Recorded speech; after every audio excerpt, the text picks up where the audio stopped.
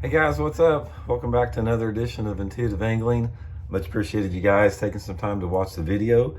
And today I'm going to give you guys some tips and some advice, and I'm going to show you about the old school craw that still catches as many fish today as it ever does.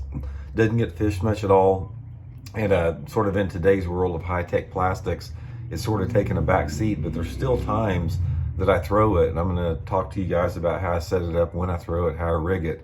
And I'm real quick, just want to remind you guys, we're getting real close to 65,000 subscribers.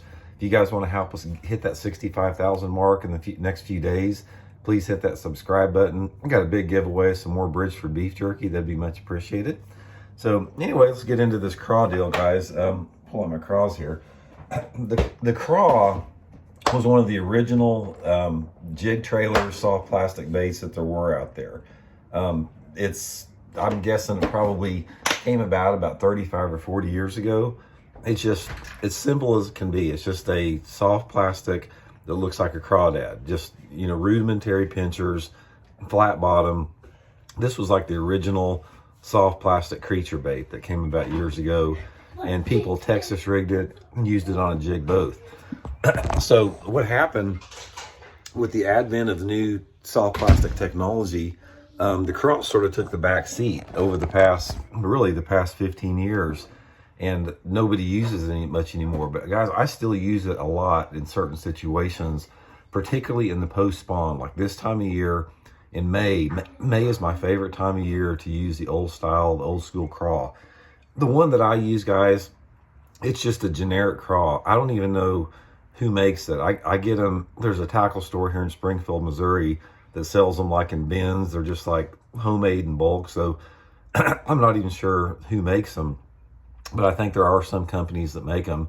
Zoom makes one called a little critter craw, which is more of a realistic craw. It's not like the old school here. But anyway, I'm going to show you guys my favorite ways. Guys, there's two situations that I use the craw. My favorite is on the jig. This is the black and chartreuse blockhead old school jig. I've got a black and chartreuse trailer here. Guys, I have caught so many bass over the past 30 years on this color and this setup. It's unbelievable. Sorry, my voice is a little hoarse. I got some type of allergy or something right here. But anyway, this black and chartreuse craw is super deadly. If you've got water visibility of less than 2 foot, flooded bushes, flooded cover, docks, it doesn't matter. This thing is deadly. One of the things that I found about this black and chartreuse with the craw on it is if you've got dirty water, like water visibility of like less than 12 inches, this combination here with the craw is one of the best jig trailers you can use as far as swimming a jig. But like I said, my favorite is just taking the black and chartreuse blockhead old school, flipping it and pitching it around shallow cover in May. By the way, I'll include the Bait Works link in the description. If you guys want to get some of the old school jigs, we got them back in stock, ready to go. Now, the black and chartreuse is my favorite. My second one would be the brown with this root beer color. Now, the brown living rubber old school jig with the root beer color, this is my clear water color. And I'll flip and pitch this around water visibilities that are like over 3 foot, and pitching it around rock, docks, flooded bushes. My favorite situation for this is if I get in a situation like you've got some clear water flooded bushes. Like sometimes here in the Ozarks, the water will come up, get flooded in the bushes, but the water's still clear in the bushes. This is an awesome setup for that. Also really good just pitching it around rocky bluffs and that type of stuff. Now, the other setup that I use for it is just a straight Texas rig. I'll just take the regular full-size craw, and I'll rig it on, you know, anywhere between 1/4 to 5/16 ounce slip sinker, 20 to 25 pound test line, and just pitch it and flip it around any shallow water cover. But the reason I wanted to do this video, guys, on the old style craw is there's something about this thing in the month of May.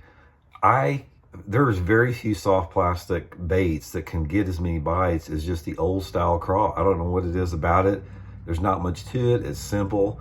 But when those fish come off the beds in May, it's really good. I mean, it really is, especially if you got a lake that lends itself towards pitching and flipping any type of shallow cover.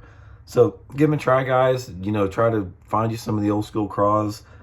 They still catch a ton of fish. The bass don't see them very often. That's maybe one of the reasons they're still so good, is they don't get fished much. But man, I've just caught thousands of bass on them. So just wanted to share that little tidbit with you guys there. So hope everybody's doing good, and we'll talk later.